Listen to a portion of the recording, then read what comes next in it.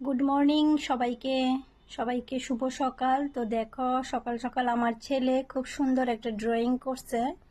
এখনো ড্রয়িংটা কমপ্লিট হয়েছে না, এটা হয়েছে গণেশ ঠাকুরের ড্রয়িং। তো কালকে সন্ধ্যার সময় এটা ড্রয়িংটা করছে, আর আজকে সকালবেলা এটা রং করতেছিল। তো এই যে অল্প একটু রং করছে, এখনো পুরোটা রং কমপ্লিট হয়েছে না, কারণ স্কুলে গেছে গা, সময় পাইছে না।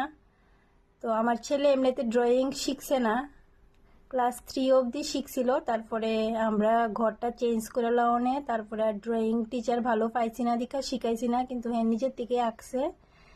তো তোমরা দেখাই গণেশ ঠাকুরটা কেমন হয়েছে, তোমরা সবাই একটু কমেন্ট করে কইও। নিজের থেকে আঁকছে ড্রয়িংটা।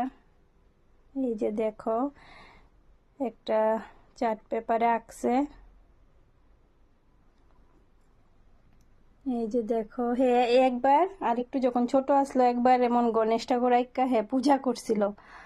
তো এবার তো আবার সেপ্টেম্বরের 5 তারিখ গণেশ পূজা, তার লিগা আঁকতাছে। তো এখন ওইটা তো কমপ্লিট হয়েছে না, সবটা যখন রং কইরা কমপ্লিট হইব তোমরা আবার দেখামু। তো এখন সবাই একটু কমেন্ট করে কইও ড্রয়িংটা কেমন হয়েছে। আবার যখন কমপ্লিট হইব তখন তোমরা দেখামো। তো চলো বন্ধুরা, আমার ছোট্ট ভিডিওটা কেমন লাগছে সবাই কমেন্ট করে জানাইও।